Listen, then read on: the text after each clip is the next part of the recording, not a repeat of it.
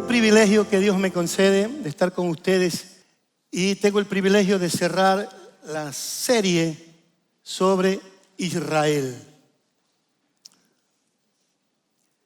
No podemos hablar de Guayaquil si no hablamos de No podemos hablar de Quito si no hablamos de No podemos hablar de Israel si no hablamos de su Dios, el Dios de Israel. Amén. Intencionalmente Dios se ha vinculado indivisiblemente con el pueblo judío, un pueblo que Él creó con el único propósito de bendecirlo. Amar a Dios y amar a Israel son dos caras de la misma moneda. Es imposible decir yo amo a Dios, pero odio a Israel. Tristemente, muchos han escogido no bendecir a su pueblo a lo largo del tiempo y sin saberlo escogieron ser maldecidos por Dios. No es posible que Dios deje de amar al pueblo judío. Eso sería inconsistente con su carácter. Los israelitas son importantes para Dios. La Biblia lo afirma de la siguiente manera: a quienes pertenecen la adopción como hijos y la gloria, los pactos, la promulgación de la ley, el culto y las promesas de quienes son los patriarcas y de quienes según la carne procede el Cristo. El pueblo judío es amado de manera incondicional y eterna por Dios, porque su palabra dice, porque los dones y el llamamiento de Dios son irrevocables. La pregunta que hoy trataré de contestar brevemente es: ¿cómo es el Dios de Israel? Cientos, miles o tal vez millones de libros escritos para hablar de Dios. Pero aunque nos reunamos todas las mentes humanas que vivimos el día de hoy, jamás vamos a poder conceptualizar al 100% a un Dios eterno, a un Dios que fue, que es y que será. Pero trataré de ayudar un poco con 3 puntos para contestar la pregunta: ¿cómo es el Dios de Israel? En primer lugar, el Dios de Israel es un Dios de promesas. 3 promesas Dios le dio a Israel que las voy a revisar ahora. Una de estas promesas es que Israel será una bendición para las naciones. Leemos en la Escritura: bendeciré a los que te bendigan, y al que te maldiga, maldeciré. En ti serán benditas todas las familias de la tierra. La palabra hebrea para bendecir en dicho pasaje es baraj, que significa hacer o dar algo de valor a alguien. Se refiere a un favor, una misericordia o un beneficio especial, un regalo dado por Dios. También significa impartir santidad o propósito divino a algo. Cuando Dios hizo esa asombrosa promesa a Abraham, creó una nueva forma de concebir una relación con Dios. Una relación de interconexión e interdependencia con el Dios del universo. Un vínculo de unidad con su pueblo, una relación infundida con santidad por medio de un pacto incondicional y perpetuo. Es interesante notar que Génesis, que leímos hace un momentito, en ese texto Dios exhorta a las personas para que bendigan a su pueblo y no a Él. pero el significado está claro. El que bendiga a Israel, bendice a Dios. Otra de las promesas hechas por Dios a Israel la encontramos en Isaías.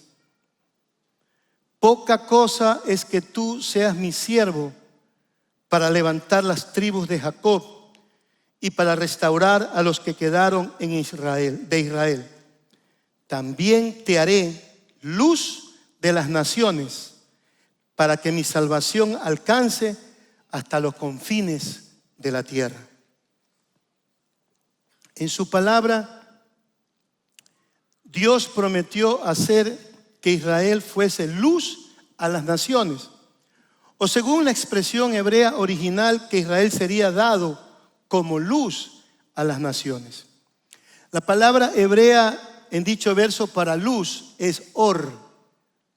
Además de significar luz en su sentido natural, también implica la luz divina que instruye, que imparte vida, felicidad y prosperidad.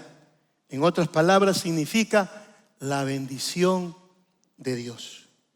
Ahora, durante muchos siglos el pueblo judío ha sufrido fuerte persecución y los eruditos, los rabinos, han luchado con el significado y las implicaciones de este verso.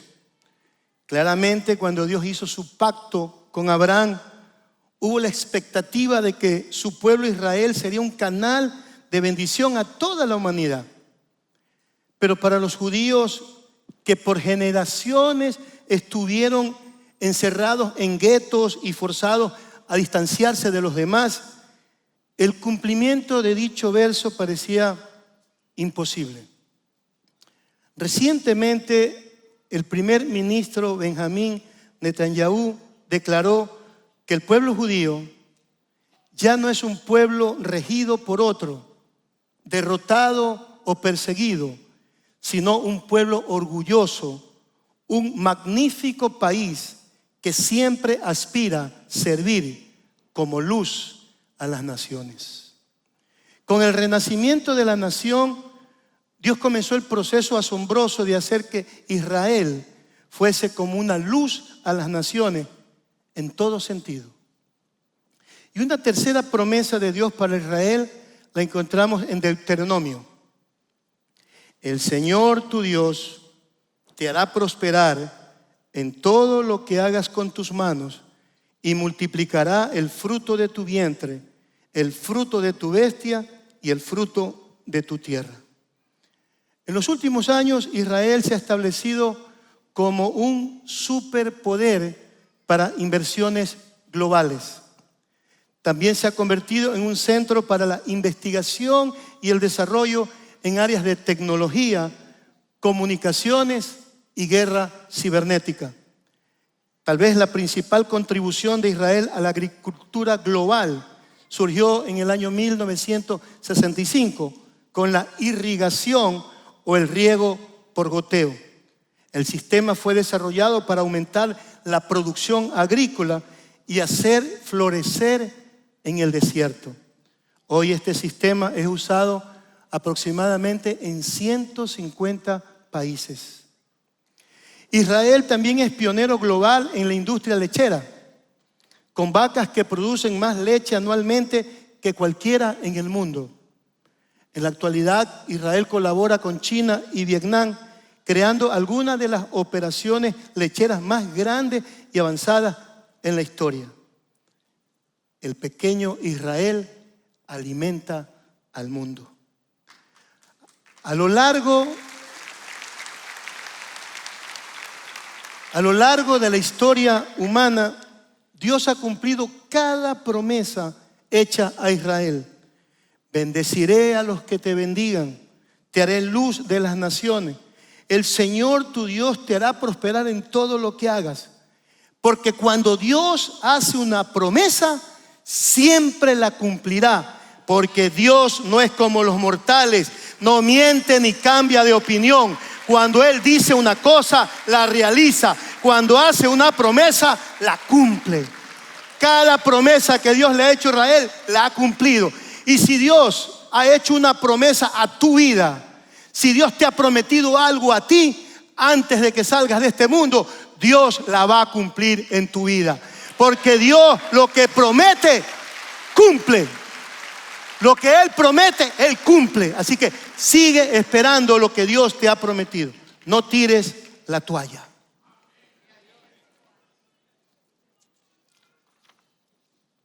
Además de ser un Dios de promesas, ¿cómo es el Dios de Israel? Número 2, es un Dios de milagros. Un Dios de milagros. Los que tenemos contacto con este libro sabemos que tal vez hay cientos o miles de milagros registrados en este libro. Y tal vez para los que nos visitan solo mencionaré algunos que los pueden encontrar en este texto. La separación del Mar Rojo cuando venían saliendo de Egipto. Jonás y el gran pez. La supervivencia de Daniel en el foso de los leones. La conservación de Sadrach, Mesach y Abednego en el horno de fuego. La provisión de maná en el desierto. David versus Goliat, entre otros. Con la ayuda de los medios de comunicación, y yo quisiera desafiarlo a todos ustedes, puedan ir a YouTube, Facebook, Google y a lo que ustedes puedan buscar y meter ahí milagros de Dios en el actual Israel y usted va a encontrar cualquier cantidad. Mencionaré algunos. David Ben-Gurión, que fue el primer ministro israelí después que nuevamente fue hecho Estado Israel, dijo: el regreso del pueblo judío a su propia tierra ha sido el milagro más grande en toda la historia mundial. La historiadora norteamericana y ganadora del premio Pulitzer, Barbara Tuchman, una vez escribió que Israel es la única nación en el mundo que se gobierna a sí misma en el mismo territorio, bajo el mismo nombre, con la misma religión y con el mismo idioma que tenía 3000 años atrás. Y añade Ben-Gurión: en Israel, para ser realista, uno tiene que creer en milagros. En el año 1967, yo apenas tenía 4 años, Israel y Egipto tuvieron un conflicto bélico que se lo conoce como la Guerra de los 6 días. Pregunta: ¿cuál fue el mayor milagro en la Guerra de los 6 días? No existe una simple respuesta, porque sucedieron muchos milagros, tanto escondidos como evidentes. No hay fin a las historias documentadas de las batallas. Menciono algunas.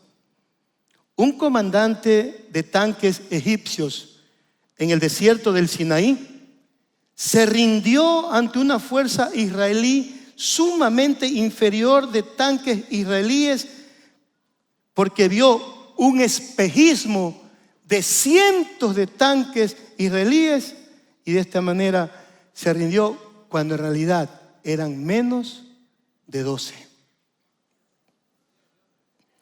Las fuerzas jordanas dieron bienvenida a los tanques israelíes bajo el comando del coronel Uri Ran porque creían que eran tanques iraquíes que los venían a ayudar. El cerro de municiones en las afueras al norte de Jerusalén fue capturado por un soldado israelí que por error fue a investigar y cayó en una trinchera jordana una noche sin luna a las 2 de la madrugada y comenzó a disparar a la ciega.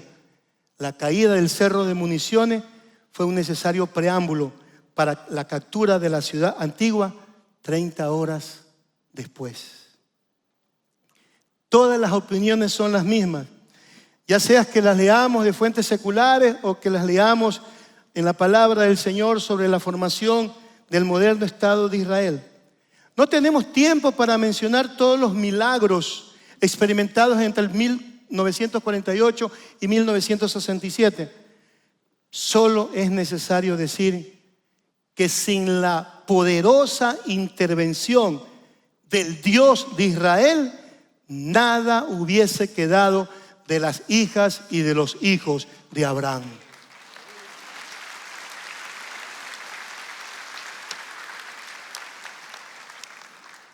Michel Greenspan, productor de películas documentales, relata la historia de un grupo de soldados israelíes en el Golán que se dirigían en una clara noche de octubre hacia un pueblo cercano. De repente, los soldados se encontraron en medio de un campo minado. Mientras los soldados comenzaron a palpar la tierra con sus rifles, tratando de localizar los explosivos, un extraño viento se levantó. El viento fue tan fuerte que removió 18 pulgadas de tierra, exponiendo así cerca de 1000 explosivos. Tan pronto quedaron expuestos, el viento se detuvo y todos los hombres pudieron salir a salvo del campo a la luz de la luna. Milagros definieron la existencia del antiguo Israel.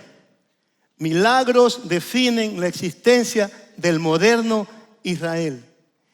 Milagros hechos por el Dios de Israel, porque para Dios no hay nada imposible.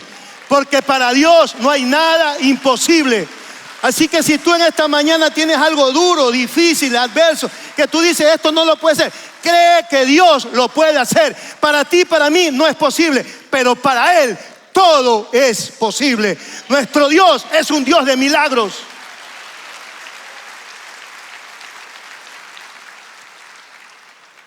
¿Cómo es el Dios de Israel? Un Dios de promesas que las cumple, un Dios de milagros que los sigue haciendo hasta el día de hoy. Y número 3, el Dios de Israel es un Dios de salvación. El pueblo judío será siempre el pueblo del pacto de Dios. Y por medio de Israel todas las naciones hemos sido bendecidas. Pero cuando leemos Juan capítulo 1 y dice, a los suyos vino y los suyos no lo recibieron, en la iglesia hay una tendencia a creer que Dios reemplazó a los israelitas por nosotros. Y en el pueblo de Israel todavía hay un grupo que tiene la tendencia a pensar que ellos serán los únicos salvos y no nosotros. Pero esto no es de ahora, este debate teológico, porque en la época del apóstol Pablo también parece que se lo vivió de tal manera que Pablo escribe lo siguiente: de ningún modo, Dios no ha desechado a su pueblo, al cual conoció con anterioridad. Y de la misma manera, también ha quedado en el tiempo presente un remanente conforme a la elección de la gracia de Dios. Así, todo Israel será salvo, tal como está escrito: el libertador vendrá de Sión, apartará la impiedad de Jacob, porque los dones y el llamamiento de Dios son irrevocables. Oh, profundidad de las riquezas y de la sabiduría y del conocimiento de Dios. Cuán insondables son sus juicios e inescrutables sus caminos.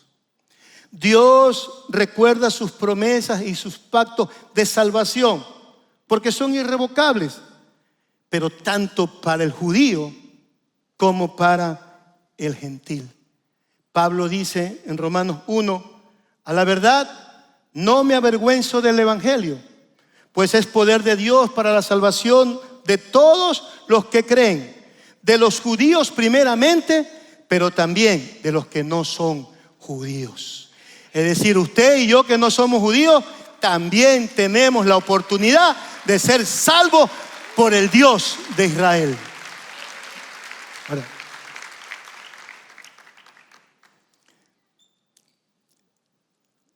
para mí, y podemos almorzar juntos, usted paga y conversamos, no hay ningún problema.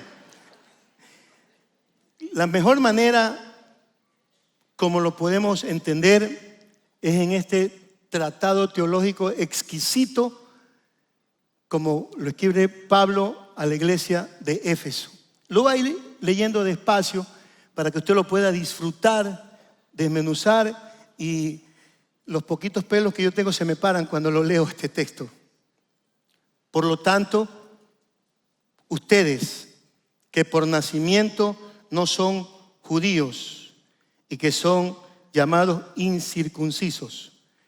Quiero sacarme de la duda, en el primer culto no hubo, ¿habrá alguien que sí es judío en medio nuestro? ¿No? Todos somos entonces no judíos, somos gentiles. Listo.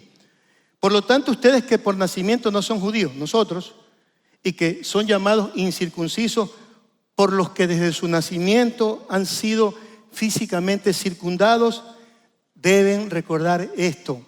Recordemos esto. Debemos recordar esto. En aquel tiempo, ustedes estaban sin Cristo. Vivían alejados de la ciudadanía de Israel y eran ajenos a los pactos de la promesa. Vivían en este mundo sin Dios y sin esperanza. ¿Cuántos éramos así? Así éramos. Pero ahora, en Cristo Jesús, nosotros, dice ahí ustedes, pero yo me estoy incluyendo, nosotros, que en otro tiempo estábamos lejos, hemos sido acercados por la sangre de Cristo. Aleluya.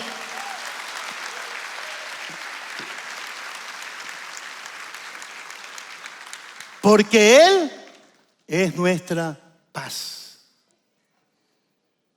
De dos pueblos hizo uno solo.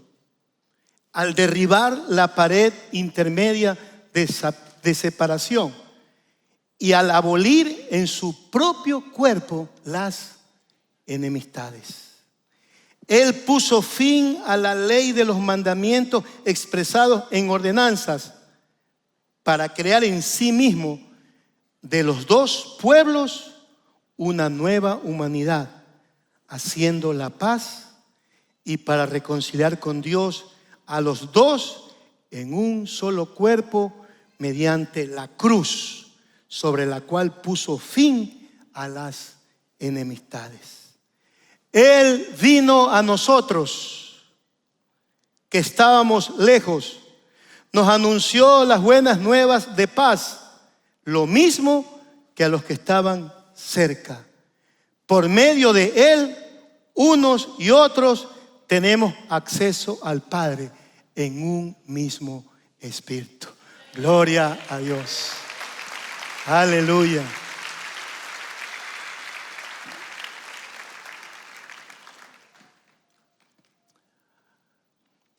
Amiga, amigo que está aquí con nosotros en esta mañana, tal vez Dios lo trajo a esta reunión porque Dios quiere salvarlo.